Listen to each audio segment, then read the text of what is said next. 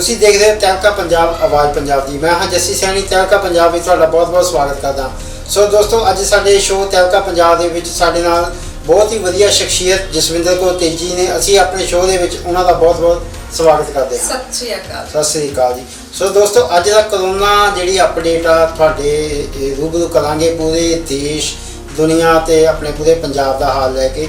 ਤੇ ਆਪਾਂ ਗੱਲ ਕਰਦੇ ਹਾਂ ਕਿ ਪੂਰੀ ਦੁਨੀਆ ਵਿੱਚ ਜਿਸ ਤਰ੍ਹਾਂ ਕਿ ਕਰੋਨਾ ਦਾ ਜਿਹੜਾ ਸੰਕਟ ਆ ਇੰਨਾ ਵੱਧ ਚੁੱਕਾ ਕਿ ਇਸ ਵੇਲੇ ਜਿਹੜੀ ਭਾਰਤ ਵਾ ਉਹ ਫਰਾਂਸ ਜਰਮਨੀ ਨੂੰ ਤੇਜ਼ੀ ਜੀ ਪਿੱਛੇ ਛੱਡਦਾ ਹੋਇਆ ਜਿਹੜਾ 7ਵੇਂ ਸਥਾਨ 'ਤੇ ਪੂਰੇ ਵਰਲਡ ਰੈਂਕ ਦੇ ਵਿੱਚ ਮਰੀਜ਼ਾਂ ਦੀ ਗਿਣਤੀ ਵਿੱਚ 7ਵੇਂ ਸਥਾਨ 'ਤੇ ਪਹੁੰਚ ਚੁੱਕਾ ਆ।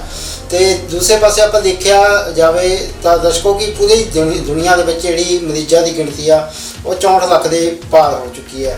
ਤੇ ਪਰ ਉੱਥੇ ਇੱਕ ਇਹ ਵੀ ਆ ਕਿ ਪੂਰੀ ਦੁਨੀਆ ਦੇ ਵਿੱਚ ਦੇਸ਼ ਭਰ ਵਿੱਚ ਜਿਹੜੀ ਮਰੀਜ਼ਾਂ ਦੀ ਗਿਣਤੀ ਆ ਉਹ 2 ਲੱਖ ਤੋਂ ਪਾਰ ਹੋ ਚੁੱਕੀ ਹੈ। ਤੇ ਮਰਨ ਵਾਲਿਆਂ ਦੀ ਜਿਹੜੀ ਗਿਣਤੀ ਆ ਉਹ 5700 ਤੋਂ ਵੀ ਪਾਰ ਹੋ ਚੁੱਕੀ ਹੈ। ਤੇ ਇੱਕ ਤੇਜ਼ੀ ਜੀ ਗੱਲ ਇਹ ਵੀ ਹੈ ਕਿ ਜਿਸ ਤਰ੍ਹਾਂ ਲਗਾਤਾਰ ਜਿਹੜੇ ਮਰੀਜ਼ ਵੱਧਦੇ ਜਾ ਰਹੇ, ਅੱਜ ਵੀ ਜਿਹੜਾ 24 ਘੰਟਿਆਂ ਦੇ ਅੰਦਰ ਜਿਹੜਾ ਅੰਕੜਾ ਸਾਹਮਣੇ ਆਇਆ ਜਿਹੜਾ ਮਰੀਜ਼ਾਂ ਦੇ ਵਧਣ ਦਾ ਉਹ 9000 ਦੇ ਕਰੀਬ ਆ।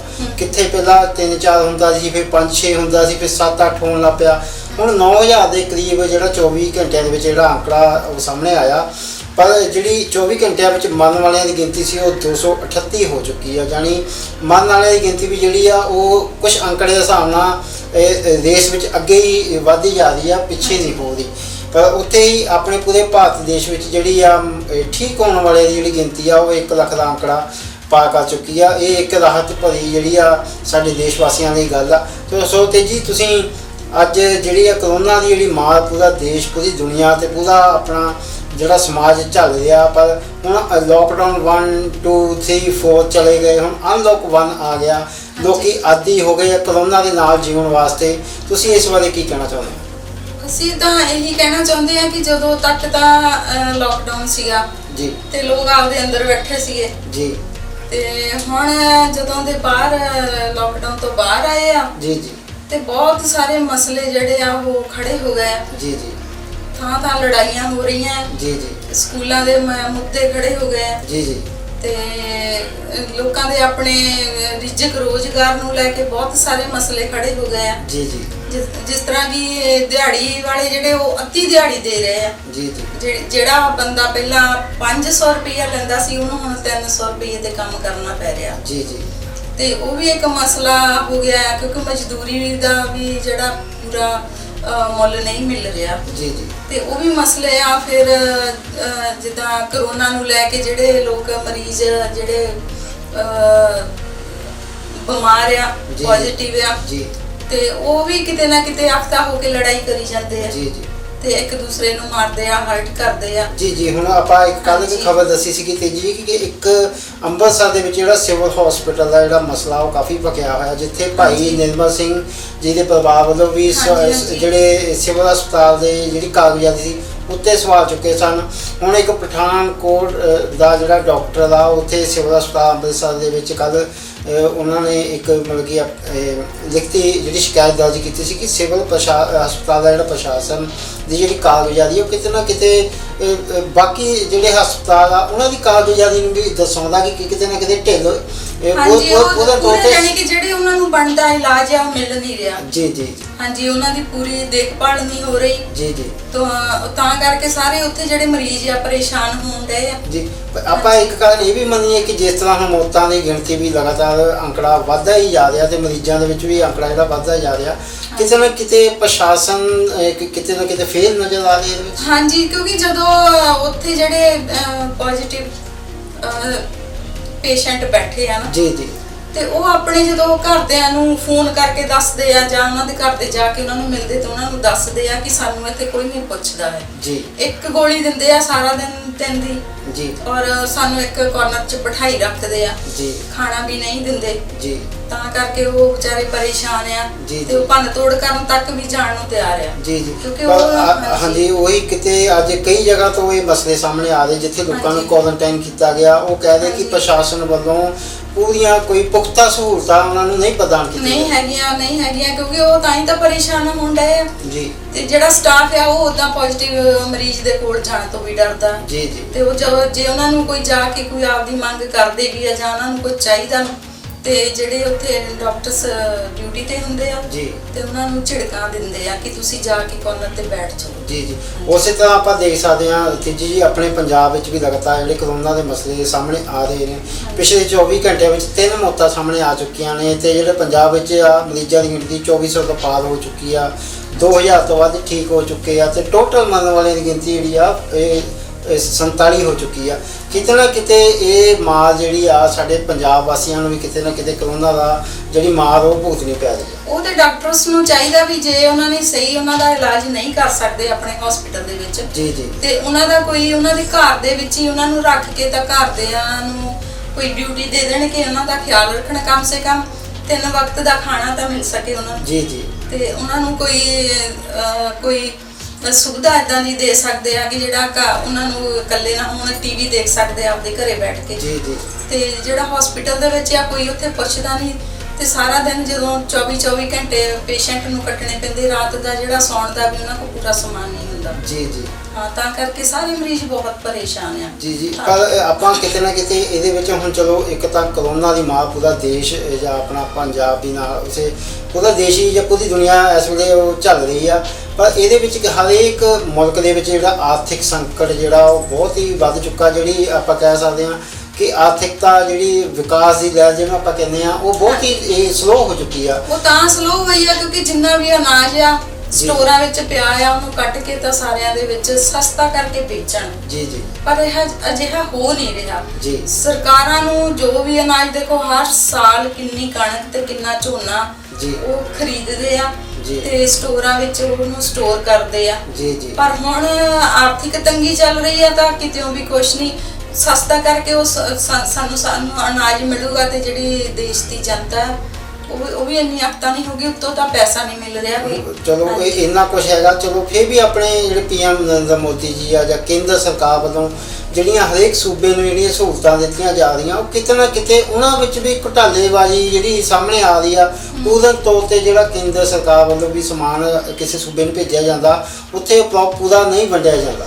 ਹਾਂਜੀ, ਉਹ ਵਿੱਚੋਂ ਆਪਣਾ ਕੋਈ ਨਾ ਕੋਈ ਹਿੱਸਾ ਰੱਖ ਲੈਂਦੇ ਆ ਜੀ। ਪੂਰਾ ਸਮਾਨ ਅੱਗੇ ਪਹੁੰਚਾਇਆ ਨਹੀਂ ਜਾਂਦਾ। ਜੀ ਜੀ। ਬਹੁਤ ਹੀ ਦੁਨੀਆ ਦਾ ਬੁਰਾ ਹਾਲ ਹੋ ਗਿਆ ਹੈ। ਇੰਨੀ ਦੁਨੀਆ ਦਾ ਜਿਹੜਾ ਜ਼ਮੀਰ ਆ ਨਾ ਉਹ ਬਿਲਕੁਲ ਵਿਕ ਚੁੱਕਾ ਹੈ। ਕੋਈ ਸਹੀ ਕੰਮ ਕਰਕੇ ਰਾਜੀ ਨਹੀਂ ਹੈ। ਜੀ ਜੀ। ਹੁਣ ਮੋਦੀ ਜੀ ਇੱਕ ਨਾਰਾ ਦੇ ਰਹੇ ਨੇ ਕਿ ਜਿਹੜਾ ਭਾਰਤ ਦੇਸ਼ ਆ ਮੁੜ ਵਿਕਾਸ ਦੀਆਂ ਲੀਹਾਂ ਤੇ ਵਾਪਸ ਆਵੇਗਾ। ਕਦੋਂ ਆਵੇਗਾ? ਇਸ ਵਾਪਸ ਆਉਣ ਤੱਕ ਤਾਂ ਮੈਨੂੰ ਜ਼ਿਆਦਾ ਚਲੋ ਇਹ ਤਾਂ ਇੱਕ ਉਮੀਦ ਹੀ ਆ, ਉਹਦੀ ਆਊਗਾ ਕਦੋਂ ਆਊਗਾ ਉਹ ਤਾਂ ਵਕਤ ਹੀ ਦੱਸੂਗਾ। ਕਿ ਅਸੀਂ ਦੇਖਦੇ ਆ ਆਪਣੇ ਜੋ ਵੀ ਸਾਹਮਣੇ ਸਾਡੇ ਸਮਾਜ ਦੇ ਵਿੱਚ ਵਿਚਰਦਾ ਉਹਨੂੰ ਵੇਖ ਕੇ ਤਾਂ ਇੰਝ ਲੱਗਦਾ ਕਿ ਵਿਕਾਸ ਹੋਣ ਚ ਤਾਂ ਘੱਟੋ ਘੱਟ 5-10 ਸਾਲ ਹਜੇ ਸਮਾਂ ਹੋ ਲੱਗੇਗਾ। ਹਾਂਜੀ, ਕਿਉਂਕਿ ਮੋਦੀ ਜੀ ਨੇ ਤਾਂ ਵੋਟਾਂ ਲਈਆਂ ਉਹਨਾਂ ਝੂਠੀਆਂ ਤਸੱਲੀਆਂ ਦੇਣੀਆਂ ਆ। ਜੀ ਜੀ।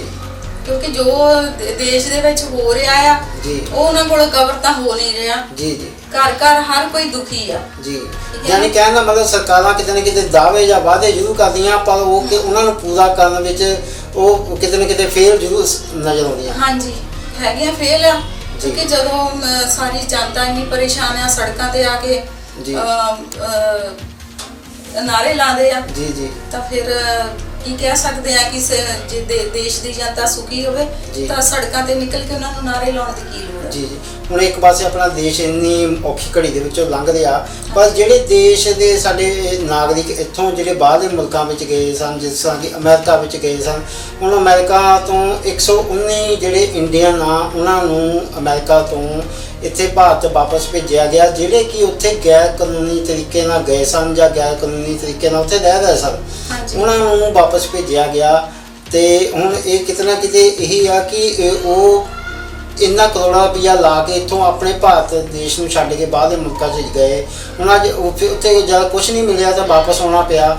ਜਿਹੜੇ ਇੱਥੇ ਬਾਹਰਲੇ ਮੁਲਕਾਂ ਨੂੰ ਸਾਡੇ ਨਾਗਰਿਕ ਨੱਠਦੇ ਨੇ ਉਹ ਪੈਸਾ ਇੱਥੇ ਹੀ ਇਨਵੈਸਟ ਕਰਕੇ ਇੱਥੇ ਰੋਜ਼ਗਾਰ ਦੇ ਕੰਮ ਦੂਸਰਿਆਂ ਨੂੰ ਵੀ ਸਾਹਮਣੇ ਦੇ ਆਉਣ ਕਿ ਲੋਕੀ ਰੋਜ਼ਗਾਰ ਪਾ ਸਕਣ ਤੇ ਉਹ ਆਪਣਾ ਜਿਹੜਾ ਕੰਮ ਆ ਇੱਥੇ ਕੋਈ ਨਾ ਕੋਈ ਡਿਵੈਲਪ ਕਰ। ਇੱਥੇ ਮਿਹਨਤ ਨਹੀਂ ਨਾ ਕਰਦੇ ਹੈ। ਜੀ ਜੀ। ਇੱਥੇ ਕੋਈ ਵੀ ਮਿਹਨਤ ਕਰਕੇ ਨਹੀਂ ਰਾਜੀ ਤੇ ਤਾਂ ਕਰਕੇ ਬਾਹਰ ਚਲ ਜਾਂਦੇ, ਉਹੀ ਜੇ ਲੱਖਾਂ ਰੁਪਈਆ ਇੱਥੇ ਆਪਦਾ ਕੋਈ ਬਿਜ਼ਨਸ ਕਰਨ ਜੀ ਜੀ ਤਾਂ ਇੱਥੇ ਹੀ ਵਧੀਆ ਕਮਾਈ ਕਰ ਸਕਦੇ ਆ। ਪਰ ਹਰ ਕਿਸੇ ਨੂੰ ਅੱਜ ਕੱਲ ਕੈਨੇਡਾ, ਇੰਗਲੈਂਡ, ਅਮਰੀਕਾ ਇਹ ਤਾਂ ਕਾਮਨ ਕੰਟਰੀਆਂ ਜਿੱਥੇ ਹਰ ਕੋਈ ਜਾਣਾ ਪਸੰਦ ਕਰਦਾ, ਪਰ ਇਹਨਾਂ ਨੂੰ ਇਹ ਨਹੀਂ ਪਤਾ ਉੱਥੇ ਦੇ ਹਾਲਾਤ ਵੀ ਬਹੁਤ ਵਿਗੜ ਚੁੱਕੇ ਆ ਜੀ ਜੀ ਤੇ ਆਪਣਾ ਇੰਨਾ ਪੈਸਾ ਜਿਹੜਾ ਉਹਨਾਂ ਦੇਸ਼ਾਂ ਲਈ ਨਾ ਤੁਸੀਂ ਸਪੈਂਡ ਕਰੋ ਜੀ।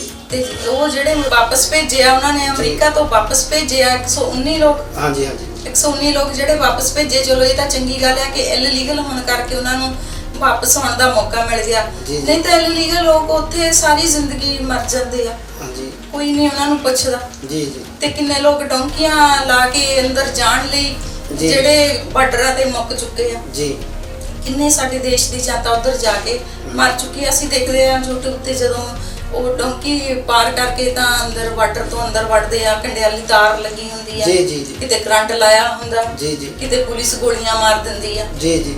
ਕਹਿਣ ਦਾ ਮਤਲਬ ਕਿ 100 ਬੰਦਾ ਵੀ ਇੱਥੋਂ ਕਿਸੇ ਡੌਂਕੀ ਰਾਹੀਂ ਜਾਂ ਧੋਖੇਬਾਜ਼ ਏਜੰਟਾਂ ਰਾਹੀਂ ਇੰਨਾ ਪੈਸਾ ਇਨਵੈਸਟ ਕਰਕੇ ਜਾਂਦੇ ਨੇ, 100 ਵਿੱਚੋਂ 20 ਜਾਂ 10 ਬੰਦੇ ਹੀ ਉੱਥੇ ਪਹੁੰਚਦੇ ਨੇ, ਬਾਕੀ ਕਿਤੇ ਨਾ ਕਿਤੇ ਗਾਇਬ ਵੀ ਹੋ ਜਾਂਦੇ ਨੇ। ਹਾਂਜੀ, ਆਪਾਂ ਨਿੱਤ ਦਿਹਾੜੀ ਚੋਰੀ ਏਜੰਟਾਂ ਦੀ ਠੱਗੀ ਦੀਆਂ ਖਬਰਾਂ ਵੀ ਪੜ੍ਹਦੇ ਹਾਂ, ਕਿਤੇ ਮਤਲਬ ਕਿ ਜਿਹੜੇ ਠੱਗੀ ਦਾ ਸ਼ਿਕਾਰ ਹੋਏ ਨੌਜਵਾਨ ਜਾਂਦੇ ਨੇ, ਉਹਨਾਂ ਦਾ ਕੋਈ ਅਤਾ ਪਤਾ ਹੀ ਨਹੀਂ ਲੱਗਦਾ ਕਿ ਉਹ ਕਿੱਥੇ ਨੇ ਜਿਉਂਦੇ ਵੀ ਆ ਜਾਂ ਮਰ ਗਏ। ਹਾਂਜੀ, ਕੋਈ ਪਤਾ ਨਹੀਂ ਲੱਗਦਾ ਕਿਉਂਕਿ ਘਰ ਦੇ ਪਿੱਛੇ ਬੈਠੇ ਉਹ ਡਿੱਗਦੇ ਆ ਕਿ ਉਹਨਾਂ ਦਾ ਕੋਈ ਫੋਨ ਨਹੀਂ ਆਉਂਦਾ, ਕੋਈ ਕੰਟੈਕਟ ਨਹੀਂ ਬਣ ਰਿਹਾ ਜੀ ਜੀ। ਤਾਂ ਪਰ ਉਹਨਾਂ ਨੂੰ ਨਹੀਂ ਪਤਾ ਕਿ ਸਾਡੇ ਜਿਹੜੇ ਲੋਕ ਗਏ ਹੋਏ ਰਿਸ਼ਤੇ ਕਿੱਥੇ ਆ। ਤੇ ਬਾਕੀ ਤੇ ਜੀ ਆਪਾਂ ਕਿਤੇ ਨਾ ਕਿਤੇ ਜਿਹੜੀ ਸਾਡੀ ਨੌਜਵਾਨੀ ਆ ਇੰਨਾ ਪੈਸਾ ਲਾ ਕੇ ਬਾਹਰ ਦੇ ਦੇਸ਼ਾਂ ਵੱਲ ਨੱਠਦੀ ਆ, ਇੱਥੇ ਜੇ ਉਹ ਕੰਮ ਕਰੇ ਠੀਕ ਆ, ਇੱਥੇ ਕਿਉਂ ਨਹੀਂ ਲਾਉਂਦੇ ਕਿ ਇੱਥੇ ਨਸ਼ਾ ਵਿਕਦਾ ਤਾਂ ਕਰਕੇ ਨਸ਼ਾ ਮਾਂ ਪਿਓ ਨੂੰ ਕਿਤੇ ਨਾ ਕਿਤੇ ਡਰ ਤਾਂ ਹੈ ਹੀ ਆ, ਕਿਉਂਕਿ ਨਸ਼ਾ ਜਿਹੜਾ ਹੈ ਜੇ 4 ਲੋਕ ਨਸ਼ਾ ਪੀਂਦੇ ਆ ਤੇ ਵਿੱਚ ਚੌਥੇ ਪੰਜਵੇਂ ਬੰਦਾ ਨਹੀਂ ਵੀ ਪੀਂਦਾ, ਤੂੰ ਲਾ ਕੇ ਦੇਖ ਸਪਰੈਸ ਕਰਦੇ ਆ ਕਿ ਤੂੰ ਪੀ ਕੇ ਦੇਖ ਠੀਕ ਆ, ਤਾਂ ਫਿਰ ਪੰਜਵੇਂ ਦਿਨ ਉਹ ਵੀ ਪੀਣ ਲੱਗ ਜਾਂਦਾ, ਫਿਰ ਬਾਅਦ ਵਿੱਚ ਉਹ ਵੀ ਆਦੀ ਬਣ ਜਾਂਦਾ। ਜਿਹੜੀ ਮਾਂ ਪਿਓ ਵੀ ਕਿਤੇ ਨਾ ਕਿਤੇ ਆਪਣੇ ਬੱਚਿਆਂ ਨਾਲ ਰਾਜੀ ਹੋ ਜਾਂਦੇ ਕਿ ਬੱਚਾ ਸਾਡਾ ਸਾਡੇ ਤੋਂ ਦੂਰ ਜਾਊਗਾ ਤਾਂ ਨਸ਼ੇ ਤੋਂ ਬਚ ਜਾਏਗਾ। ਹਾਂਜੀ, ਪਰ ਕਿਸਮਤ ਤਾਂ ਨਾਲ ਹੀ ਆ, ਜੇ ਇਸ ਦੇਸ਼ ਵਿੱਚ ਵੀ ਆ ਤੇ ਜਾਂ ਜਿੱਥੇ ਬਾਹਰ ਵੀ ਕੋਈ ਚਲਿਆ ਜਾਂਦਾ ਕਿਸਮਤ ਤਾਂ ਨਾਲ ਹੀ ਜਾਂਦੀ ਆ।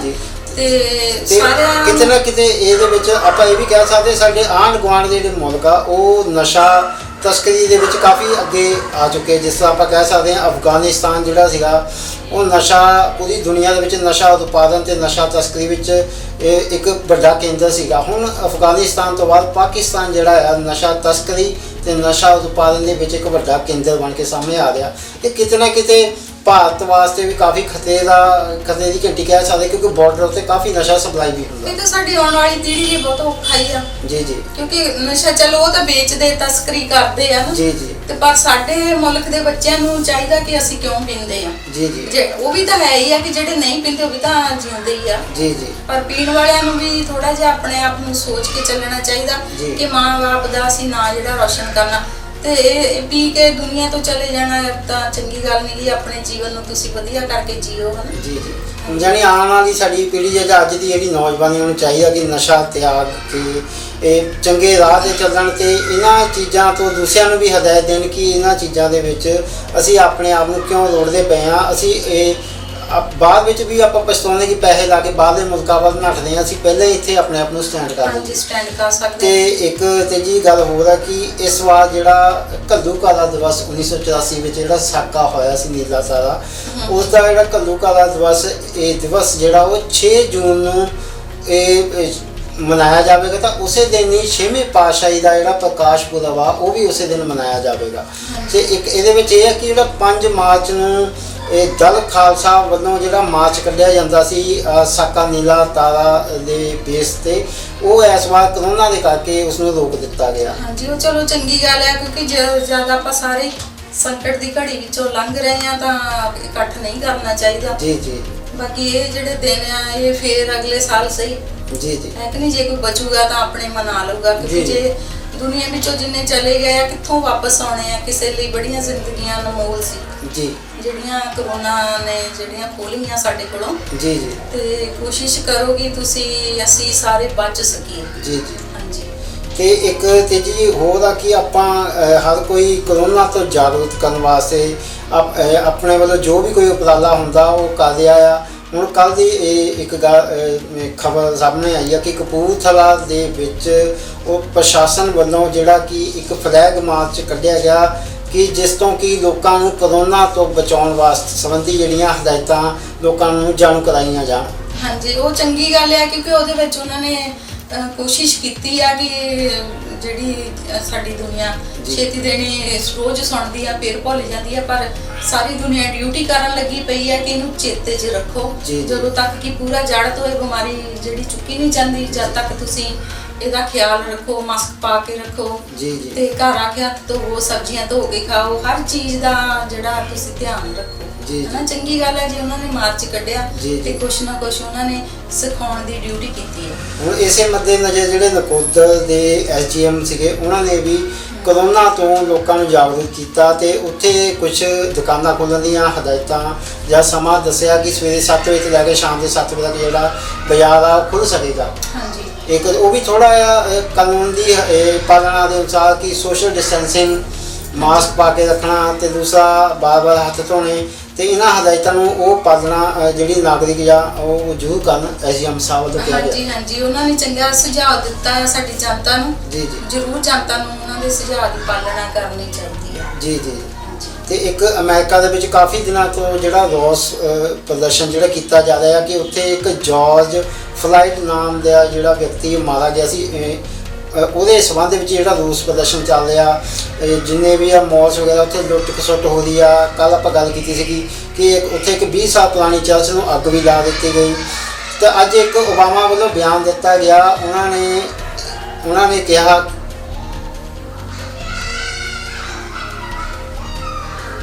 ਓਬਾਮਾ ਵੱਲੋਂ ਜਿਹੜਾ ਬਿਆਨ ਦਿੱਤਾ ਗਿਆ, ਉਹਨਾਂ ਨੇ ਇਹ ਕਿਹਾ ਕਿ ਜਿਹੜਾ ਸ਼ਾਂਤਮਈ ਪ੍ਰਦਰਸ਼ਨ ਆ ਉਹ ਤਾਂ ਹੋਣਾ ਠੀਕ ਆ, ਪਰ ਜਿਹੜਾ ਇਸ ਤਰ੍ਹਾਂ ਤੋੜ ਭੰਨ ਕਰਕੇ ਜਿਹੜਾ ਪ੍ਰਦਰਸ਼ਨ ਕੀਤਾ ਜਾਣਾ ਇਹ ਕਿਤੇ ਨਾ ਕਿਤੇ ਇਹ ਜਿਹੜੀ ਗਵਰਨਮੈਂਟ ਦੀ ਪ੍ਰਾਪਰਟੀ ਉਹਨੂੰ ਵੀ ਨੁਕਸਾਨ ਪਹੁੰਚਾ ਰਹੇ ਤੇ ਅਸੀਂ ਆਪਣੇ ਆਪ ਨੂੰ ਵੀ ਨੁਕਸਾਨ ਪਹੁੰਚਾ ਰਹੇ। ਹਾਂਜੀ, ਇਹ ਤਾਂ ਨਹੀਂ ਹੋਣਾ ਚਾਹੀਦਾ। ਤੁਸੀਂ ਰੋਸ ਪ੍ਰਦਰਸ਼ਨ ਹੈ ਜੀ ਬੈਠ ਕੇ ਕਰੋ, ਸੜਕ ਤੇ ਚੱਲਦੇ ਹੋਏ ਕਰੋ ਤੇ ਕਿਸੇ ਦੀ ਪ੍ਰਾਪਰਟੀ ਨੂੰ ਨੁਕਸਾਨ ਨਾ ਪਹੁੰਚਾਓ। ਕਿਉਂਕਿ ਬੜੇ ਮਿਹਨਤਾਂ ਦੇ ਨਾਲ ਹਰ ਇੱਕ ਚੀਜ਼ ਬਣਾਈ ਜਾਂਦੀ ਆ ਤੇ ਉਹ ਗਵਰਨਮੈਂਟ ਦੀ ਪ੍ਰਾਪਰਟੀ ਤਾਂ ਨਹੀਂ ਹੋ ਸਕਦੀ। ਉਹ ਜਿੱਦਾਂ ਸਾਡੇ ਤੁਹਾਡੇ ਵਰਗੇ ਜਿਨ੍ਹਾਂ ਦੇ ਮਤਲਬ ਕਿ ਆਪਾਂ ਟੈਕਸ ਆਪਾਂ ਪੇ ਕਰਦੇ ਹਾਂ ਉਹਨਾਂ ਦੀ ਆਪਣੀ ਪ੍ਰਾਪਰਟੀ ਹੁੰਦੀ, ਉਹਨਾਂ ਦੀ ਪ੍ਰਾਪਰਟੀ ਨੂੰ ਤੁਸੀਂ ਨਾ ਤੋੜ ਭੰਨ ਕਰੋ।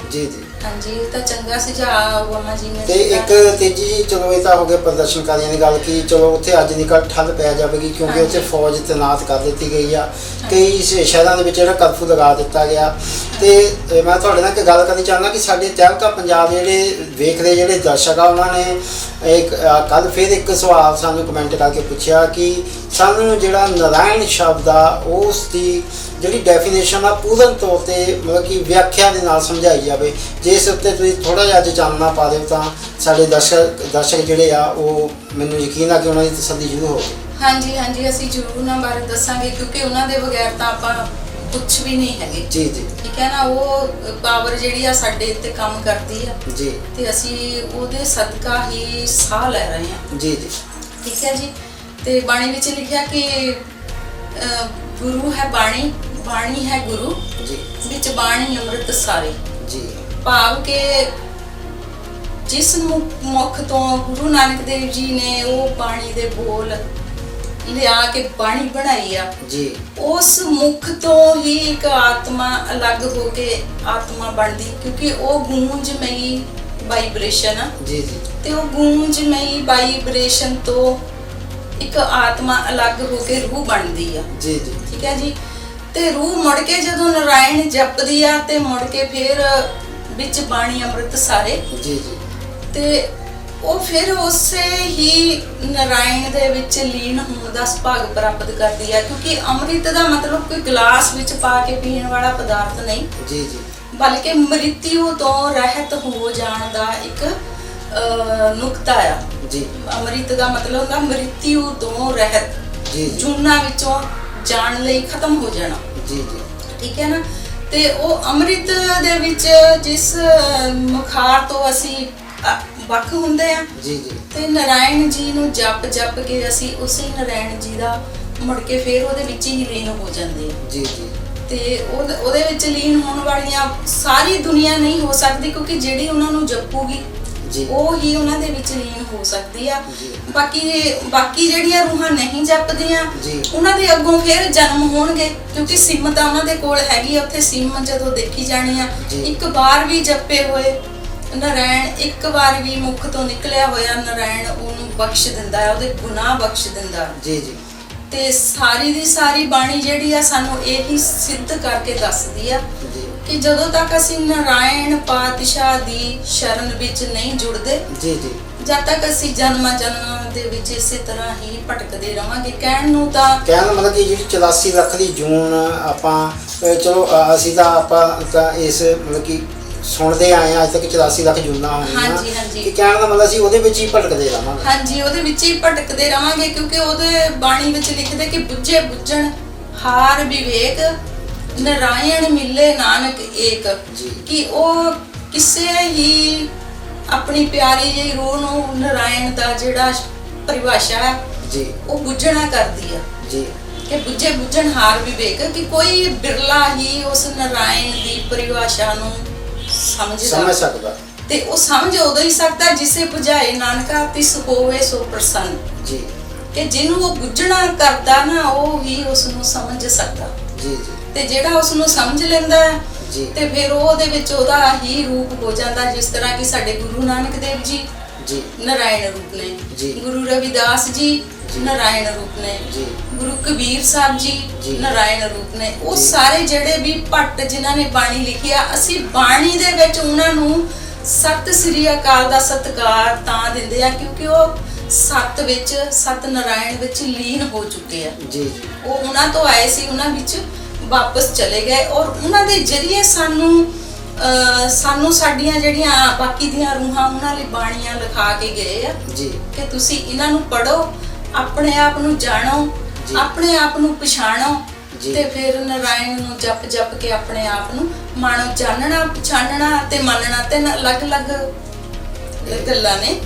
ਜਾਣਨਾ ਜਿਸ ਤਰ੍ਹਾਂ ਕਿ ਪਤੀ ਪਤਨੀ ਬਾਜ਼ਾਰ ਵਿੱਚ ਚਲੇ ਜਾਣ ਜਾਂ ਮੇਲੇ ਵਿੱਚ ਚਲੇ ਜਾਣ, ਉੱਥੇ ਜਾ ਕੇ ਉਹ ਵਿਛੜ ਜਾਣ ਤੇ ਉੱਥੇ ਹੁਣ ਵਿਛੜੇ ਹੋਏ ਜਿਹੜੇ ਦੋ ਜਣੇ ਆ ਇੱਕ ਦੂਸਰੇ ਨੂੰ ਲੱਭਦੇ ਆ ਤੇ ਲੱਭਦੇ ਲੱਖਾਂ ਲੋਕ ਅੱਖਾਂ ਅੱਗੇ ਲੰਘੀ ਜਾਂਦੇ ਆ, ਪਰ ਜਿਨ੍ਹਾਂ ਨੂੰ ਉਹ ਪਛਾਣਦੇ ਆ ਉਹ ਉਹਨਾਂ ਦੇ ਵਿੱਚ ਨਹੀਂ ਹੁੰਦੇ।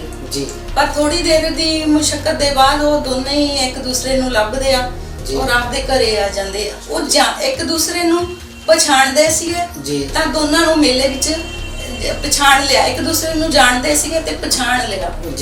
ਠੀਕ ਹੈ ਨਾ। ਫਿਰ ਉਹ ਘਰ ਆ ਗਏ 20 ਕੰਮ ਜਿਹੜੀ ਪਤਨੀ ਆ ਪਤੀ ਲਈ ਕਰਦੀ ਆ, 20 ਕੰਮ ਪਤੀ ਪਤਨੀ ਲਈ ਕਰਦਾ ਤੇ ਉਹਨੂੰ ਕਹਿੰਦੇ ਮੰਨਣਾ। ਇਸੇ ਤਰ੍ਹਾਂ ਨਾਰਾਇਣ ਤੋਂ ਕੱਲ ਤੱਕ ਅਸੀਂ ਅਣਜਾਣ ਸੀ। ਠੀਕ ਹੈ ਨਾ। ਅੱਜ ਨਾਰਾਇਣ ਨੇ ਆਪ ਤੁਹਾਨੂੰ ਇਸ ਮੁੱਖ ਤੋਂ ਆਪਣੀ ਜਾਣਕਾਰੀ ਦਿੱਤੀ, ਕਿਉਂਕਿ ਮੈਂ ਵੀ ਉਹਨਾਂ ਨੂੰ ਨਹੀਂ ਸੀ ਜਾਣਦੀ, ਮੈਂ ਵੀ ਤੁਹਾਨੂੰ ਦੱਸਿਆ ਤੇ ਮੈਂ ਸੁਣਿਆ। ਕਿਉਂਕਿ ਜਦੋਂ ਅਸੀਂ ਆਪਣੇ ਮੁੱਖ ਤੋਂ ਬੋਲਦੇ ਆ ਤਾਂ ਉਦੋਂ ਹੀ ਅਸੀਂ ਸੁਣਦੇ ਆ, ਕਿਉਂਕਿ ਇਸ ਤੋਂ ਪਹਿਲਾਂ ਅਸੀਂ ਵੀ ਨਹੀਂ ਸੁਣਿਆ। ਠੀਕ ਹੈ ਨਾ। ਸਾਡੇ ਮੁੱਖ ਤੋਂ ਨਾਰਾਇਣ ਨੇ ਹੀ ਤੁਹਾਡੇ ਲਈ ਇਹ ਗੱਲ ਜਿਹੜੀ ਪਰੋਸੀ ਆ ਔਰ ਤੁਸੀਂ ਇਹ ਛਕਣੀ ਆ। ਠੀਕ ਹੈ ਜੀ। ਤੇ ਮੈਂ ਵੀ ਇਹੀ ਗੱਲ ਛਕਣੀ ਆ, ਕਿਉਂਕਿ ਮੈਨੂੰ ਵੀ ਉਹਨਾਂ ਨੇ ਜਦੋਂ ਮੇਰੇ ਮੂੰਹ ਤੋਂ ਕਹਾਇਆ ਤੇ ਮੇਰੇ ਕੰਨਾਂ ਨੇ ਸੁਣਿਆ ਤੇ ਮੈਂ ਵੀ ਉਹਨਾਂ ਨੂੰ ਹੁਣ ਹੀ ਸੁਣਿਆ, ਮੈਂ ਕਹਿ ਸਕਦੀ ਹਾਂ। ਤੇ ਇਸ ਤੋਂ ਬਾਅਦ ਵਿੱਚ ਜਦੋਂ ਅਸੀਂ ਉਹਨਾਂ ਨੂੰ ਜਪਦੇ ਆ ਤੇ ਫਿਰ ਉਹਨਾਂ ਦਾ ਹੀ ਰੂਪ ਹੋ ਜਾਂਦੇ ਆ। ਠੀਕ ਹੈ ਜੀ। ਤੇ ਇਹ ਜਿਹੜੀਆਂ 84 ਲੱਖ ਜੂਨਾਂ ਆ ਉਹਨਾਂ ਤੋਂ ਫਿਰ ਸਾਨੂੰ ਕਟੌਤੀ ਮਿਲ ਜਾਂਦੀ ਹੈ।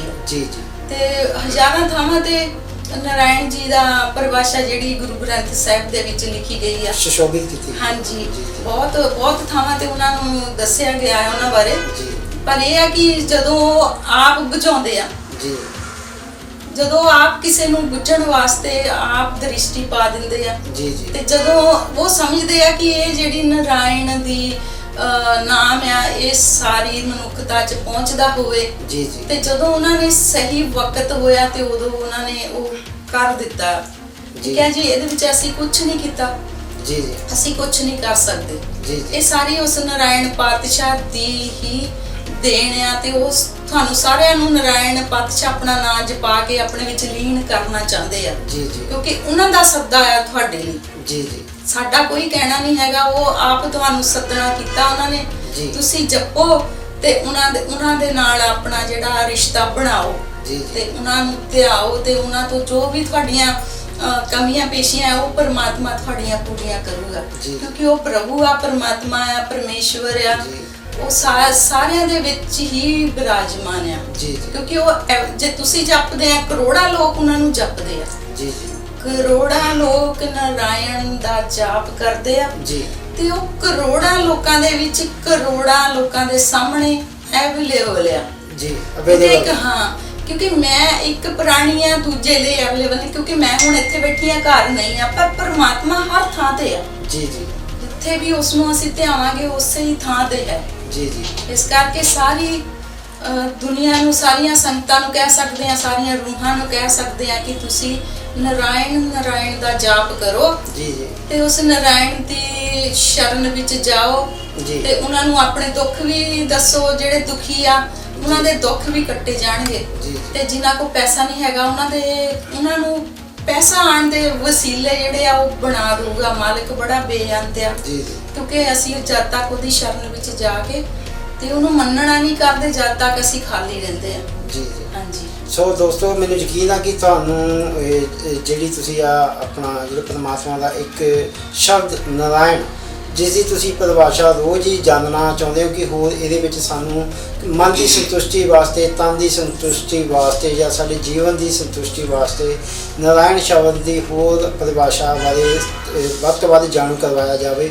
ਸੋ ਮੈਨੂੰ ਯਕੀਨ ਹੈ ਕਿ ਸਾਡੇ ਤਹਿਲਕਾ ਪੰਜਾਬ ਦੇ ਦਰਸ਼ਕਾਂ ਨੇ, ਜਿਨ੍ਹਾਂ ਨੇ ਅਪੀਲ ਕੀਤੀ ਸੀ ਇਸ ਸ਼ਬਦ ਦੀ ਥੋੜ੍ਹੀ ਹੋਰ ਜਾਣਕਾਰੀ ਲੈਣ ਵਾਸਤੇ, ਮੈਨੂੰ ਯਕੀਨ ਹੈ ਕਿ ਅੱਜ ਦੀ ਜਿਹੜੀ ਇਹ ਥੋੜ੍ਹੀ ਜਿਹੀ ਪਰਿਭਾਸ਼ਾ ਜਿਹੜੀ ਜਸਵਿੰਦਰ ਕੌਰ ਤੇਜੀ ਜੀ ਵੱਲੋਂ ਦੱਸੀ ਗਈ ਹੈ, ਤੇ ਮੈਨੂੰ ਯਕੀਨ ਹੈ ਕਿ ਉਹਨਾਂ ਨੂੰ ਇਸ ਪਰਿਭਾਸ਼ਾ ਤੋਂ ਕਾਫੀ ਸੰਤੁਸ਼ਟੀ ਤੇਜੀ ਜੀ ਮੈਨੂੰ ਲੱਗਦਾ ਮਿਲੀ ਹੋਊਗੀ।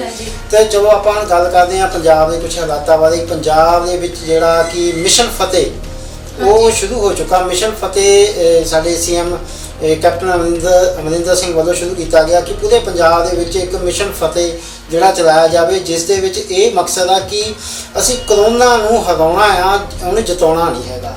ਕਿ ਕਹਿਣ ਦਾ ਮਤਲਬ ਮਾਸਕ ਪਾ ਕੇ ਰੱਖੀਏ, ਸੋਸ਼ਲ ਡਿਸਟੈਂਸਿੰਗ ਦੀ ਪਾਲਣਾ ਕਰੀਏ, ਬਾਰ-ਬਾਰ ਹੱਥ ਧੋਈਏ ਤੇ ਦੂਸਰਿਆਂ ਨੂੰ ਵੀ ਇਸ ਦੀ ਪਾਲਣਾ ਕਰਨ ਦੀ ਅਪੀਲ ਕਰੀਏ। ਹਾਂਜੀ, ਇਹ ਤਾਂ ਚੰਗੀ ਗੱਲ ਹੈ, ਕਿਉਂਕਿ ਇੱਕ ਮੈਂ ਹੋਰ ਇੱਥੇ ਗੱਲ ਕਹਿਣੀ ਚਾਹੂੰਗੀ ਕਿਉਂਕਿ ਜਦੋਂ ਅਸੀਂ ਕਰੋਨਾ ਕਰਦੇ ਆ ਨਾ, ਤੇ ਕਰੋਨਾ ਨੂੰ ਅਸੀਂ ਹਾਵੀ ਬਣਾ ਲਿਆ ਆਪਣੇ ਉੱਤੇ।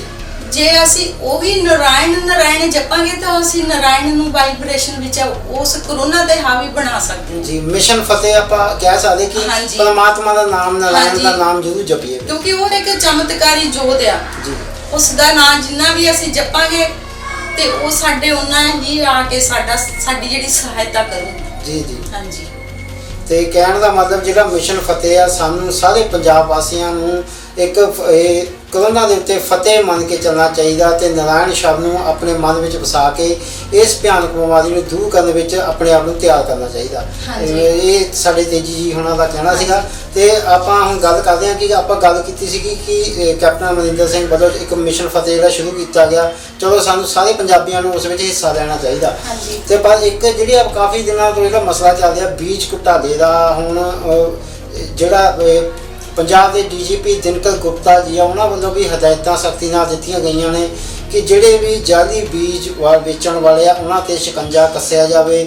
ਲੁਧਿਆਣਾ ਦੇ ਵਿੱਚ ਇੱਕ ਜਿਹੜਾ ਵਿਅਕਤੀ ਆ ਜਾਲੀ ਬੀਜਾਂ ਦੇ ਸੰਬੰਧ ਵਿੱਚ ਗ੍ਰਿਫਤਾਰ ਵੀ ਕੀਤਾ ਗਿਆ ਤੇ 12 ਦੇ ਜਿਹੜੇ ਆ ਲਾਇਸੈਂਸ ਆ ਉਹ ਕੈਂਸਲ ਵੀ ਕਰ ਦਿੱਤੇ ਗਏ। ਉਹ ਚੰਗੀ ਗੱਲ ਕੀਤੀ ਆ, ਕਿਉਂਕਿ ਇਹਨਾਂ ਨੂੰ ਜਿਹੜੇ ਸਾਡੀ ਦੁਨੀਆ ਨਾਲ ਧੋਖਾ ਕਰਦੇ ਆ ਤੇ ਬਹੁਤ ਸ਼ਾਤਰ ਇਨਸਾਨ ਆ। ਇਹਨਾਂ ਨੂੰ ਜਿੰਨਾ ਵੀ ਵੱਧ ਤੋਂ ਵੱਧ ਸਜ਼ਾ ਮਿਲ ਸਕਦੀ ਉਹ ਘਟਿਆ, ਕਿਉਂਕਿ ਇਹ ਆਪ ਤਾਂ ਚੰਗੇ ਬਣ ਕੇ ਚੰਗੇ ਘਰਾਂ 'ਚ ਰਹਿੰਦੇ ਆ। ਤੇ ਦੇਖੋ ਜਿਹੜੇ ਕਿਸਾਨ ਆ ਉਹਨਾਂ ਨੂੰ ਕਰਜ਼ਾ ਚੁੱਕ ਕੇ ਤੇ ਆਪਣੀ ਫਸਲ ਜਿਹੜੀ ਆ ਸਾਡੇ ਦੇਸ਼ ਵਿੱਚ ਲਿਆਉਣੀ ਪੈਂਦੀ ਆ, ਤੇ ਜਦੋਂ ਕਰਜ਼ਾ ਮੋੜ ਨਹੀਂ ਪਾਉਂਦੇ ਤਾਂ ਵਿਚਾਰਿਆਂ ਨੂੰ ਖੁਦਕੁਸ਼ੀਆਂ ਕਰਨੀਆਂ ਪੈਂਦੀਆਂ। ਅਸਲ ਵਿੱਚ ਇਹ ਜਿਹੜੇ ਨਕਲੀ ਬੀਜਾਂ ਵਾਲੇ ਆ ਕਿਸਾਨਾਂ ਦੀ ਜਿਹੜੀ ਖੁਦਕੁਸ਼ੀ ਕਰਨ ਦਾ ਕਾਰਨ ਬਣਦੇ ਆ। ਜਿਹੜੇ ਨਕਲੀ ਬੀਜ ਆ ਉਹਨਾਂ ਦਾ ਜੇ ਉਹ ਸਹੀ ਨਹੀਂ ਨਿਕਲੂਗੇ ਤਾਂ ਕੀ ਪਤਾ ਉਹਦਾ ਕੀ ਸਰੀਰਾਂ ਤੇ ਇਫੈਕਟ ਸਾਈਡ ਇਫੈਕਟ ਜਿਹੜਾ ਪੈਂਦਾ, ਕਿਉਂਕਿ ਹਰੇਕ ਚੀਜ਼ ਦਾ ਕੋਈ ਨਾ ਕੋਈ ਸਾਈਡ ਇਫੈਕਟ ਤਾਂ ਹੁੰਦਾ। ਜੇਕਰ ਉਹ ਨਕਲੀ ਆ ਫਿਰ ਤਾਂ ਬਿਲਕੁਲ ਹੀ ਉਸਦਾ ਜਿਹੜਾ ਇਫੈਕਟ ਆ ਉਹ 50% ਤੋਂ ਜ਼ਿਆਦਾ ਪਏਗਾ। ਤੇ ਇੱਕ ਹੁਣ ਪਟਿਆਲਾ ਦੇ ਵਿੱਚ ਇੱਕ ਗੱਡੀ ਸਵਾਰ ਕੋਲੋਂ ਇੱਕ ਨੌਜਵਾਨ ਗਨ ਪੁਆਇੰਟ ਦੇ ਉੱਪਰ ਲੁੱਟ ਖੋਹ ਕਰਕੇ ਉਸਦੀ ਗੱਡੀ ਵੀ ਲੈ ਕੇ ਚਲਿਆ ਜਾਂਦਾ। ਇਹ ਸਾਡੇ ਸਾਹਮਣੇ ਅੱਜ ਦੀ ਖਬਰ ਜਿਹੜੀ ਸਾਹਮਣੇ ਆਈ ਆ। ਤੇ ਜੀ ਆਪਾਂ ਗੱਲ ਕਰਦੇ ਸੀਗੇ, ਇੱਕ ਤਾਂ ਕਰੋਨਾ ਦੀ ਮਾਰ, ਦੂਸਰੇ ਪਾਸੇ ਜਿਹੜੀ ਆ ਮਹਾਰਾਸ਼ਟਰ ਦੇ ਵਿੱਚ ਵੀ ਆ ਜਿਹੜੇ ਇਹ ਚੱਕਰਵਾਤੀ ਤੂਫਾਨ ਜਿਹੜੇ ਆਏ ਹੋਏ ਨੇ। ਸ਼ਿਮਲਾ ਦੇ ਵਿੱਚ ਅੱਜ ਮਤਲਬ ਕਿ ਮੀਂਹ ਜਿਹੜਾ ਕਾਫੀ ਤੇਜ਼ ਪਿਆ ਤੇ ਉੱਥੇ ਓਲੇ ਵੀ ਡਿੱਗੇ, ਜਿਹਦੇ ਕਰਕੇ ਕਿ ਪੰਜਾਬ 'ਚ ਕਈ ਇਲਾਕਿਆਂ ਵਿੱਚ ਮੀਂਹ ਵੀ ਪਿਆ, ਜਿਹਦਾ ਮੌਸਮ ਜਿਹੜਾ ਖੁਸ਼ਨੁਮਾ ਹੋ ਗਿਆ, ਪਰ ਕਿਤੇ ਨਾ ਕਿਤੇ ਤਬਾਹੀ ਦਾ ਕਾਰਨ ਵੀ ਇਹ ਜਿਹੜੇ ਆ ਚੱਕਰਵਾਤ ਜਾਂ ਮੀਂਹ ਆ ਬਣ ਰਹੇ ਨੇ। ਹਾਂਜੀ, ਇਹ ਕਿਉਂਕਿ ਪਰਮਾਤਮਾ ਨੂੰ ਸਾਰੀ ਦੁਨੀਆ ਭੁੱਲ ਕੇ ਬੈਠੀ ਆ ਜੀ ਜੀ। ਤੇ ਪਰਮਾਤਮਾ ਹੁਣ ਆਪਣੇ ਰੰਗ ਜਿਹੜੇ ਆ ਦੁਨੀਆ ਨੂੰ ਦਿਖਾਉਂਦਾ, ਕਿਉਂਕਿ ਜਦੋਂ 4 ਯੁੱਗਾਂ ਦੇ ਵਿੱਚ ਜੀ ਜਦੋਂ ਵੀ ਜਿਹੜੀ ਇਨਸਾਨੀਅਤ ਆ ਜੀ ਆਪ ਨੂੰ ਰੱਬ ਮੰਨਦੀ ਆ ਤੇ ਰੱਬ ਨੂੰ ਕੁਛ ਨਹੀਂ ਮੰਨਦੀ ਨਾ ਜੀ ਜੀ, ਤੇ ਉਦੋਂ ਇਹ ਜਿਹੜੇ ਆ ਕੁਦਰਤੀ ਮਸਲੇ ਜਿਹੜੇ ਆ ਫਿਰ ਇਹ ਚੱਲਣੇ ਪੈਂਦੇ ਮਨੁੱਖਤਾ ਨੂੰ। ਜੀ ਜੀ। ਤੇ ਮਨੁੱਖਤਾ ਨੂੰ ਨਹੀਂ ਚਾਹੀਦਾ ਇਹ ਜਿਹੜਾ ਪਰਮਾਤਮਾ ਦਾ ਨਾਮ ਜਿਹੜਾ ਜ਼ਰੂਰ ਲੈਣਾ ਚਾਹੀਦਾ।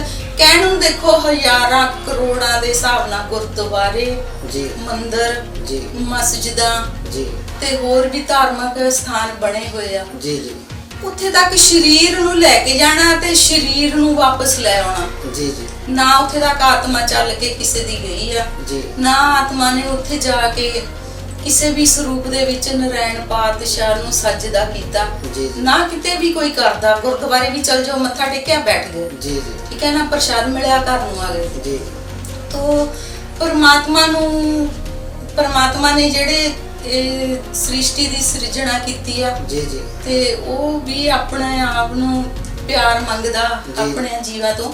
ਦੇਖੋ ਨਾ, ਹੁਣ ਮਾਂ-ਬਾਪ ਨੇ ਬੱਚੇ ਪੈਦਾ ਕੀਤੇ, ਜੇ ਮਾਂ-ਬਾਪ ਨੂੰ ਬੱਚੇ ਪਿਆਰ ਨਹੀਂ ਕਰਦੇ ਤਾਂ ਮਾਂ-ਬਾਪ ਨੂੰ ਦੁੱਖ ਲੱਗਦਾ, ਦੁਖੀ ਹੁੰਦਾ ਦਿਲ। ਜੀ ਜੀ। ਕਿ ਸਾਡੇ ਬੱਚੇ ਸਾਡਾ ਸਤਿਕਾਰ ਨਹੀਂ ਕਰਦੇ। ਤਾਂ ਇਸੇ ਤਰ੍ਹਾਂ ਹੀ ਇਹ ਸ੍ਰਿਸ਼ਟੀ 'ਚ ਜਿੰਨੀ ਵੀ ਮਨੁੱਖਤਾ ਦੀ ਸਿਰਜਣਾ ਆ ਸਾਰੀ ਉਸ ਮਾਲਕ ਦੀ ਪੈਦਾਵਾਰ ਆ। ਜੀ ਜੀ। ਠੀਕ ਹੈ ਨਾ, ਉਹਦੇ ਤੋਂ ਅਸੀਂ ਟੁੱਟ ਕੇ ਧਰਤੀ ਦੇ ਉੱਤੇ ਆਏ ਹੋਏ ਆ, ਕਿਉਂਕਿ ਉਹਦੀ ਜੀਭ ਤੋਂ ਫੁੱਕ ਤੋਂ ਅਸੀਂ ਤਿਆਰ ਹੋਏ ਆ। ਜੀ ਜੀ। ਕਿਉਂਕਿ ਆਪ ਨਾਥ ਨਾਥੀ ਸਭ ਜਾਗੀ ਰਿਤ ਸੇ ਦਵਰਾ ਸਾਧ, ਉਹਨੇ ਆਪਣੇ ਇਸ ਕਲਬੂਤ ਨੂੰ ਤਿਆਰ ਕਰਕੇ ਆਪਣੇ ਜੀਵ ਤੋਂ ਥੁੱਕ ਸਾਡੇ ਅੰਦਰ ਰੱਖ ਕੇ ਸਾਨੂੰ ਤਿਆਰ ਕੀਤਾ। ਤਾਂ ਹੀ ਤਾਂ ਕਹਿੰਦੇ ਨੇ ਪਰ 18 ਸਗਲ ਝੂਠਾਰੇ, ਕਿ ਸਭ ਕੁਝ ਉਹਦਾ ਝੂਠਾ ਆ। ਜੀ ਜੀ। ਕਿਉਂਕਿ ਉਹਦੇ ਥੁੱਕ ਤੋਂ ਬਣਿਆ ਹੋਇਆ। ਜੀ ਜੀ। ਤਾਂ ਕਰਕੇ ਉਹ ਫਿਰ ਆਪਣੇ ਬਣਾਏ ਹੋਏ ਜੀਵਾਂ ਤੋਂ ਜਦੋਂ ਵਾਪਸ ਪਿਆਰ ਮੰਗਦਾ, ਜੀਵ ਉਹਨੂੰ ਪਿਆਰ ਨਹੀਂ ਕਰਦੇ। ਜੀ ਜੀ। ਹਰ ਕੋਈ ਆਪਣੀਆਂ ਸੁਗਾਤਾਂ ਲਈ ਹੱਥ ਅੱਡਦਾ। ਕਹਿੰਦੇ ਹੱਥ ਅੱਡ ਅੱਡ ਕੇ ਮੰਗਣਾ, ਸਿਰ ਦੁੱਖਾਂ ਦੇ ਦੁੱਖ। ਜੀ। ਹੁਣ ਇਹ ਜੋ ਕੁਝ ਵੀ ਅਸੀਂ ਪਰਮਾਤਮਾ ਤੋਂ ਮੰਗਿਆ ਹੋਇਆ ਉਹਦੇ ਹੀ ਅਸੀਂ ਦੁੱਖ ਭੋਗਦੇ ਪਏ। ਜੀ। ਤੇ ਇੱਕ ਤੀਜੀ ਜੀ ਆਪਾਂ ਗੱਲ ਕੀਤੀ ਸੀ ਕਿ ਪੰਜਾਬ ਹਰਿਆਣਾ ਹਾਈ ਕੋਰਟ ਵੱਲੋਂ ਐਲਾਨ ਕੀਤਾ ਗਿਆ ਸੀ ਕਿ ਸਕੂਲਾਂ ਦੇ ਜਿਹੜੇ ਜਿੰਨੇ ਵੀ ਸਕੂਲ ਆ ਉਹ 70% ਤੱਕ ਜਿਹੜੀ ਫੀਸ ਆ ਉਹ ਬੱਚਿਆਂ ਦੇ ਮਾਪੇ ਕੋਲੋਂ ਲੈ ਸਕਦੇ ਆ।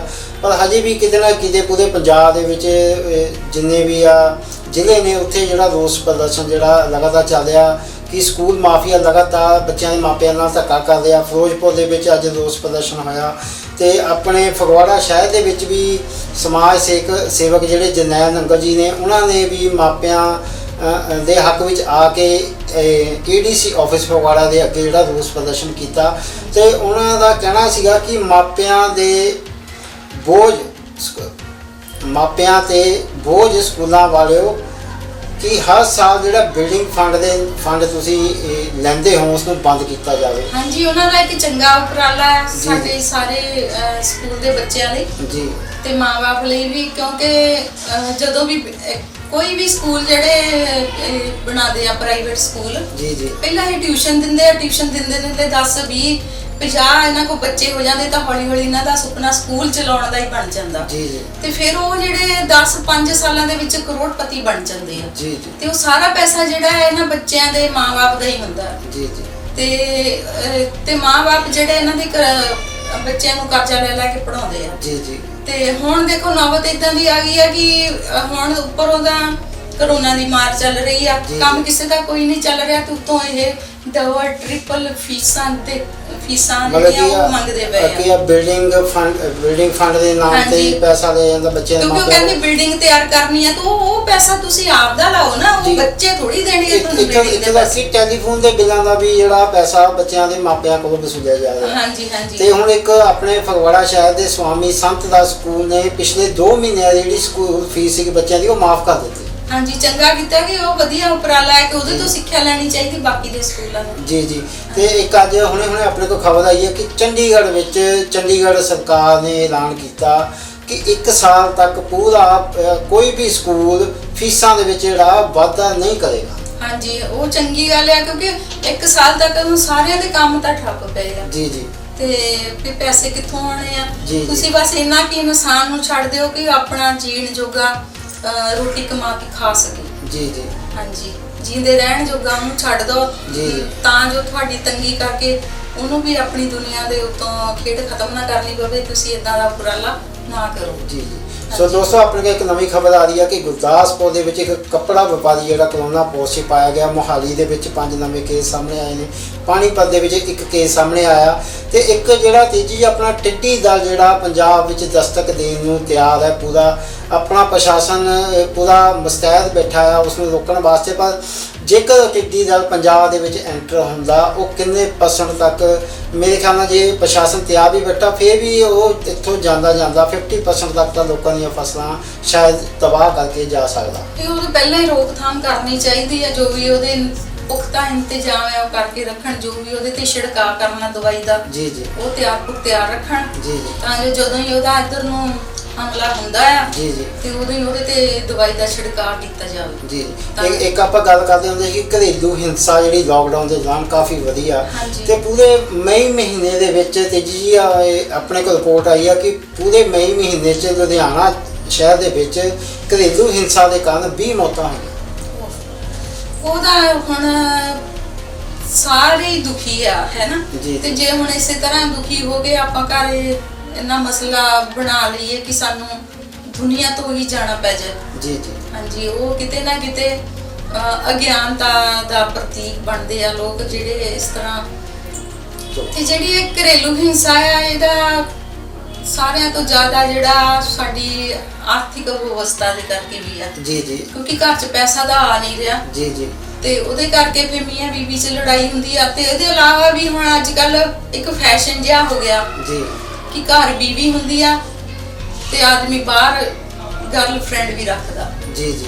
ਜਾਂ ਘਰ ਪਤੀ ਵੀ ਹੈਗਾ ਆ ਤੇ ਜਿਹੜੀ ਔਰਤ ਆ ਉਹ ਬਾਹਰ ਆਪਣੇ ਕਿਸੇ ਨਾ ਕਿਸੇ ਰਿਲੇਸ਼ਨਸ਼ਿਪ ਦੇ ਵਿੱਚ ਰਹਿੰਦੀ ਆ। ਜੀ ਜੀ। ਤੇ ਇਹ ਵੀ ਇੱਕ ਬਹੁਤ ਵੱਡਾ ਮਸਲਾ ਸਾਡੇ ਦੇਸ਼ ਦੇ ਵਿੱਚ ਹੋਇਆ ਕਿ ਇਹ ਸਾਰੇ ਲੋਕ ਅੰਗਰੇਜ਼ ਬਣ ਗਏ ਆ। ਜੀ ਜੀ। ਠੀਕ ਹੈ ਨਾ? ਤਾਂ ਮੇਰੀ ਅਪੀਲ ਆ ਸਾਰੇ ਦੇਸ਼ ਵਾਸੀਆਂ ਨੂੰ ਕਿ ਇਸ ਤਰ੍ਹਾਂ ਦੀਆਂ ਜਿਹੜੀਆਂ ਤੁਸੀਂ ਹਰਕਤਾਂ ਨਾ ਕਰੋ। ਜੀ ਜੀ। ਕਿਉਂਕਿ ਜਿਹੜੀ ਇੱਕ ਪਤਨੀ ਆ ਉਹ ਤੁਸੀਂ ਘਰੇ ਲక్ష్ਮੀ ਲਿਆਂਦੀ ਆ ਤੇ ਉਹਦਾ ਤੁਸੀਂ ਦੇਖਭਾਲ ਕਰੋ, ਹਨਾ?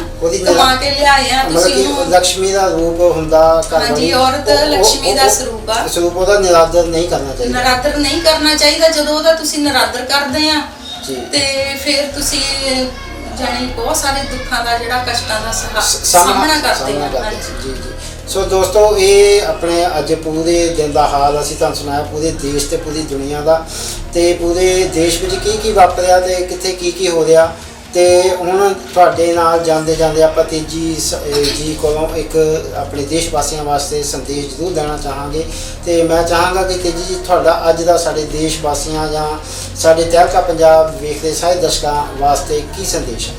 ਸਾਡਾ ਸੰਦੇਸ਼ ਹੈ ਜੀ, ਆਪਣੇ ਆਪ 'ਚ ਆਪਣਾ ਖਿਆਲ ਰੱਖੋ ਤੇ ਇੱਕ ਦੂਜੇ ਦਾ ਖਿਆਲ ਰੱਖੋ। ਜੇ ਘਰ 'ਚ ਕੋਈ ਮਰੀਜ਼ ਆ ਉਹਦਾ ਵੀ ਖਿਆਲ ਰੱਖੋ। ਜੀ। ਠੀਕ ਹੈ ਨਾ?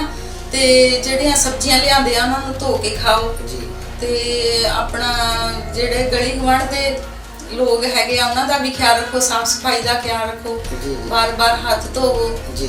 ਤੇ ਉਸ ਤੋਂ ਬਾਅਦ 'ਚ ਤੁਹਾਨੂੰ ਅਸੀਂ ਇੱਕ ਅਪੀਲ ਕਰਦੇ ਆ ਕਿ ਜਿਹੜਾ ਤੁਸੀਂ ਸਾਡਾ ਪ੍ਰੋਗਰਾਮ ਦੇਖਦੇ ਆ ਇਹਨੂੰ ਸਬਸਕ੍ਰਾਈਬ ਕਰੋ, ਲਾਈਕ ਕਰੋ, ਸ਼ੇਅਰ ਕਰੋ। ਤੇ ਜੇ ਕੋਈ ਕਿਸੇ ਨੇ ਆਪਣੀ ਕੋਈ ਬਿਆਨ ਲਾਣਾ ਹੋਵੇ, ਕੋਈ ਸੁਝਾਅ ਲਾਣਾ ਹੋਵੇ ਤੇ ਸਾਡੀ ਸਕਰੀਨ ਦੇ ਉੱਤੇ ਨੰਬਰ ਫਲੈਸ਼ ਹੋ ਰਿਹਾ 9815585272। ਇੱਥੇ ਸੰਪਰਕ ਕਰਕੇ ਤੁਸੀਂ ਸਾਡੇ ਸਟੂਡੀਓ ਵਿੱਚ ਆ ਸਕਦੇ ਹੋ। ਤੇ ਆਪਣਾ ਤੁਸੀਂ ਖਿਆਲ ਰੱਖੋ ਤੇ ਦੂਜਿਆਂ ਦਾ ਵੀ ਖਿਆਲ ਰੱਖੋ। ਜੀ ਜੀ। ਸੋ ਦੋਸਤੋ, ਤੇਜੀ ਹੁਣਾਂ ਦਾ ਮੈਂ ਥੋੜਾ ਬਰੀਫਲੀ ਸਮਝਾ ਦਿੰਦਾ ਤੁਹਾਨੂੰ ਕਿ ਕੰਟੈਕਟ ਨੰਬਰ ਤਾਂ ਇਹਨਾਂ ਨੇ ਦੱਸ ਹੀ ਦਿੱਤਾ। ਜੇਕਰ ਕੋਈ ਸੁਝਾਅ ਦੇਣਾ ਚਾਹੁੰਦਾ ਤੇ ਜੇਕਰ ਕੋਈ ਸਾਡੇ ਤਹਿਲਕਾ ਪੰਜਾਬ ਦੀ ਟੀਮ ਨਾਲ ਕੋਈ ਆਪਣੇ ਦਿਲ ਦੀ ਗੱਲ ਦਰਸ਼ਕਾਂ ਜਾਂ ਦੇਸ਼ ਵਾਸੀਆਂ ਨਾਲ ਸਾਂਝੀ ਕਰਨਾ ਚਾਹੁੰਦਾ ਤਾਂ ਉਹ ਸਾਡੇ ਕੰਟੈਕਟ ਨੰਬਰ 'ਤੇ ਫੋਨ ਕਰਕੇ ਸਾਡੇ ਨਾਲ ਜਿਹੜਾ ਮਿਲਾਪ ਕਰ ਸਕਦਾ। ਤਾਂ ਅਸੀਂ ਉਹਨਾਂ ਦੀ ਜਿਹੜੀ ਵੀ ਮਨ ਦੀ ਆਵਾਜ਼ ਜੋ ਚਾਹੁੰਦੇ ਨੇ ਦੇਸ਼ ਵਾਸੀਆਂ ਤੱਕ ਪਹੁੰਚਾਉਣ ਦੀ ਅਸੀਂ ਜ਼ਰੂਰ ਪਹੁੰਚਾਵਾਂਗੇ। ਤੇ ਬਾਕੀ ਇਹੀ ਆ ਕਿ ਸੋਸ਼ਲ ਡਿਸਟੈਂਸਿੰਗ ਦੀ ਤੁਸੀਂ ਦੋਸਤੋ ਪਾਲਣਾ ਕਰੋ। ਮਾਸਕ ਪਾ ਕੇ ਰੱਖੋ। ਘਰੋਂ ਬਾਹਰ ਜਾਂਦੇ ਹੋ ਤਾਂ ਵਾਪਸ ਜੇਕਰ ਘਰ ਆਉਂਦੇ ਹੋ, ਜੇਕਰ ਜਾਂ ਕੋਈ ਸੋਸ਼ਲ ਐਕਟੀਵਿਟੀ ਕਰਦੇ ਹੋ ਤਾਂ ਬਾਰ-ਬਾਰ ਆਪਣੇ ਹੱਥਾਂ ਨੂੰ ਜ਼ਰੂਰ ਧੋਵੋ। ਤੇ ਦੂਸਰਾ ਇੱਕ ਇਹ ਘਰੇਲੂ ਹਿੰਸਾ ਤੋਂ ਬਚੋ, ਤੇ ਘਰੇਲੂ ਹਿੰਸਾ ਤੋਂ ਬਚਣ ਵਾਸਤੇ ਦੂਸਰਿਆਂ ਨੂੰ ਵੀ ਜਿਹੜਾ ਕਿ ਉਜਾਗਰ ਕਰੋ। ਤੇ ਜਿਹੜੇ ਨਕਲੀ ਬੀਜ ਜਿਹੜੀ ਆ ਕਿਤੇ ਤੁਹਾਡੇ ਕੋਈ ਲੱਗਦਾ ਕਿ ਕਿਸਾਨਾਂ ਨੂੰ ਜਿਹੜਾ ਕਿ ਵੇਚੇ ਜਾ ਰਹੇ ਨੇ, ਉਸ ਦਾ ਜਿਹੜੀ ਕਿ ਜਾਣਕਾਰੀ ਆ ਸਰਕਾਰ ਨੂੰ ਜ਼ਰੂਰ ਦਿਓ ਤਾਂ ਜੋ ਇਹਨਾਂ 'ਤੇ ਰੋਕਥਾਮ ਹੋ ਸਕੇ। ਤੇ ਆਪਣੇ ਆਪ ਨੂੰ ਬਚਾ ਕੇ ਰੱਖੋ, ਸੁਰੱਖਿਅਤ ਰਹੋ ਤੇ ਦੂਸਰਿਆਂ ਨੂੰ ਵੀ ਸੁਰੱਖਿਅਤ ਰਹਿਣ ਦੀ ਜਿਹੜੀ ਆ ਹਦਾਇਤ ਦਿਓ ਜਾਂ ਅਪੀਲ ਕਰੋ ਜਾਂ ਸੰਦੇਸ਼ ਦਿਓ ਕਿਸੇ ਨਾ ਕਿਸੇ ਤਰੀਕੇ ਰਾਹੀਂ। ਸੋਸ਼ਲ ਮੀਡੀਆ ਅੱਜ ਕੱਲ੍ਹ ਇੱਦਾਂ ਦਾ ਪਲੇਟਫਾਰਮ ਆ ਕਿ ਤੁਸੀਂ ਇਸ ਰਾਹੀਂ ਜੋ ਵੀ ਚੀਜ਼ ਅੱਜ ਤੁਸੀਂ ਇਸ ਦੇ ਉੱਪਰ ਪਾਓਗੇ ਤਾਂ ਉਹ ਇੱਕ ਧਰਤੀ ਦੇ ਵਿੱਚ ਇੱਕ ਛੋਟਾ ਜਿਹਾ ਬੂਟਾ ਜਿਹਨੂੰ ਕਹਿੰਦੇ ਅੱਜ ਲਾਓ ਤੇ ਕੱਲ੍ਹ ਨੂੰ ਵੱਡਾ ਸਾਰਾ ਦਰਖਤ ਜਿਹੜਾ ਬਣ ਜਾਂਦਾ। ਸੋਸ਼ਲ ਮੀਡੀਆ ਅੱਜ ਕੱਲ੍ਹ ਇਸ ਤਰ੍ਹਾਂ ਦਾ ਇੱਕ ਬੀਜ ਆ ਕਿ ਜਿਸ ਦੇ ਉੱਪਰ ਤੁਸੀਂ ਕੋਈ ਵੀ ਚੀਜ਼ ਬੋਓਗੇ ਤਾਂ ਉਸ ਦਾ ਰਿਜ਼ਲਟ ਜਿਹੜਾ ਤੁਹਾਡੇ ਸਾਹਮਣੇ ਜ਼ਰੂਰ ਆਏਗਾ। ਸੋ ਦੋਸਤੋ, ਮੈਂ ਚਾਹੁੰਦਾ ਕਿ ਤਹਿਲਕਾ ਪੰਜਾਬ ਤੁਸੀਂ ਵੇਖਦੇ ਰਹੋ ਤੇ ਆਪਾਂ ਹੁਣ ਇਜਾਜ਼ਤ ਲੈਂਦੇ ਹਾਂ ਤੇਜੀ ਜੀ ਹੋਣਾ ਕੋਲ। ਤੇਜੀ ਤੁਹਾਡਾ ਅੱਜ ਸਾਡੇ ਤਹਿਲਕਾ ਪੰਜਾਬ ਪ੍ਰੋਗਰਾਮ ਵਿੱਚ ਬਹੁਤ-ਬਹੁਤ ਸਵਾਗਤ ਤੇ ਬਹੁਤ-ਬਹੁਤ ਧੰਨਵਾਦ। ਸਤਿ ਸ੍ਰੀ ਅਕਾਲ। ਸੋ ਦੋਸਤੋ, ਕੱਲ੍ਹ ਨੂੰ ਫਿਰ ਤੁਹਾਡੇ ਨਾਲ ਕਰੋਨਾ ਦੀ ਨਵੀਂ ਅਪਡੇਟ ਲੈ ਕੇ ਤੁਹਾਡੇ ਰੂਬਰੂ ਹੋਵਾਂਗੇ ਤੇ ਮੈਂ ਚਾਹਾਂਗਾ ਕਿ ਤਦ ਤੱਕ ਤੁਸੀਂ ਸੇਫ ਰਹੋ, ਸਟੇ ਹੋਮ ਰਹੋ ਤੇ ਸੁਰੱਖਿਅਤ ਰਹੋ। ਜਿੰਨਾ ਹੋ ਸਕੇ ਸੋਸ਼ਲ ਡਿਸਟੈਂਸਿੰਗ ਦੀ ਪਾਲਣਾ ਕਰੋ ਤੇ ਕਰੋਨਾ ਦੀ ਅਪਡੇਟ ਲੈ ਕੇ ਕੱਲ੍ਹ ਫਿਰ ਤੁਹਾਡੇ ਰੂਬਰੂ ਹੋਵਾਂਗੇ। ਤਦ ਤੱਕ ਲਈ ਦਿਓ ਇਜਾਜ਼ਤ। ਧੰਨਵਾਦ।